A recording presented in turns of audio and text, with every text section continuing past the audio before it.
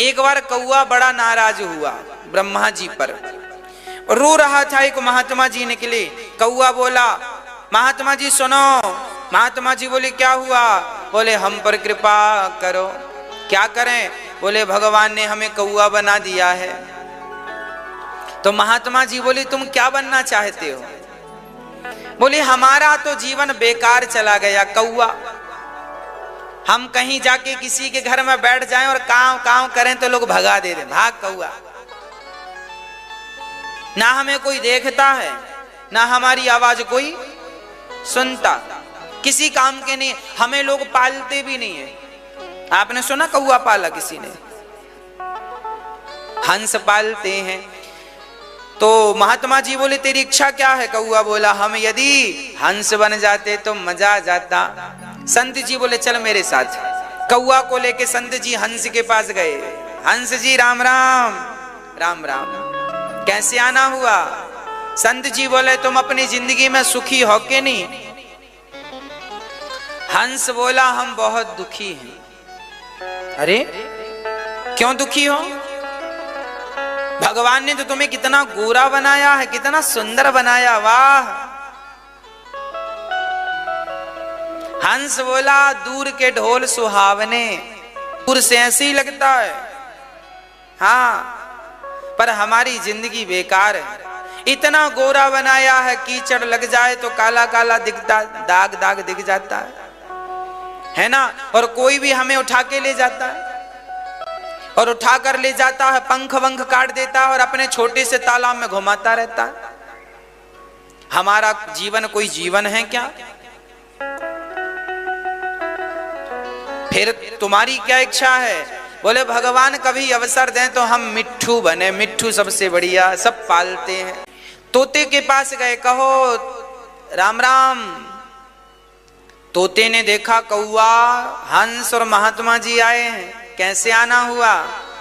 हंस बोला तुम बहुत सुखी हो इसलिए तुमसे मिलने आ गए। तोता बोला किसने कहा सुखी हो? अरे हम देखते हैं कितने तुम्हारी चोंच कितनी सुंदर है, पंख कितने, लोग तुम्हें देखने आते हैं, वाह कितना सुंदर है। तुमसे सुंदर कोई होगा? मिट्ठू बोला ये बताओ तुमने यहां कितनी परिक्रमा लगाई पेड़ की? बोले हमने 3 परिक्रमा लगाई। बोले मैं यहीं बैठा था, तुम 3 बार घूमे तब मैं दिखा। मैं पेड़ों के पत्तों में ही मिल जाता हूं क्योंकि उनका रंग और मेरा रंग एक सा है। पेड़ के पत्ते और मिट्ठू का रंग लगभग एक सा है। मिट्ठू बोला सुनो हमारा जीवन बेकार है। लोग हमें पाल लेते हैं, आजादी छीन लेते हैं, बंद कर देते हैं इतने से पिंजरे में, हमारी कोई सुनता नहीं। बस उन्हीं की तरह हमें बोलना पड़ता है, उन्हीं का नाम लेना पड़ता है जिनका वो नाम लेवाना चाहते। हमारी जिंदगी बेकार है। तो भाई तुमको कोई बनाए तो क्या बनोगे? बोले हमें कोई बनाए तो हम मोर बनेंगे। आहा हा, जब पंख फैलाकर नाचता है ना, वाह सबसे बढ़िया, कितने फुर्सत से बनाया है विधाता ने मोर को। चलो मोर से मिलने चलते। सब मोर के पास गए। मोर मोर राम राम। राम राम।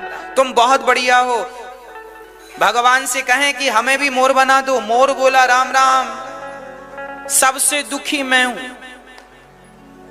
क्यों दुखी हो तुम?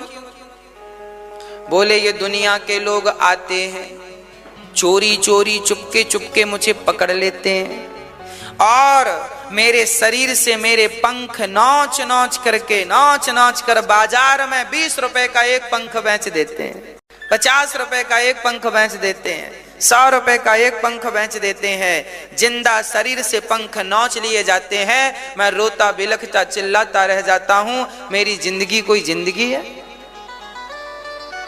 तो फिर मोर से पूछा क्यों तुम्हें कोई बनाए तो तुम क्या बनना चाहोगे? मोर बोला यदि ब्रह्मा जी मुझसे पूछें कि तुम्हें क्या बनना, तो मैं कहूंगा मुझे कौआ बना दो।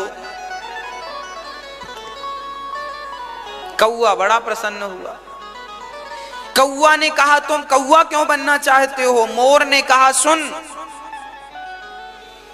हमें भय है कि लोग हमें पकड़कर हमारे पंख ना नोच लें, मिट्ठू को भय है कि पकड़कर कोई पिंजरे में ना बंद कर ले, हंस को भय है कि पकड़कर कोई छोटे से पानी के पाट में ना रख ले, पर कौआ तुम्हें किस चीज का भय है? आज तक किसी ने कौआ को पकड़ा?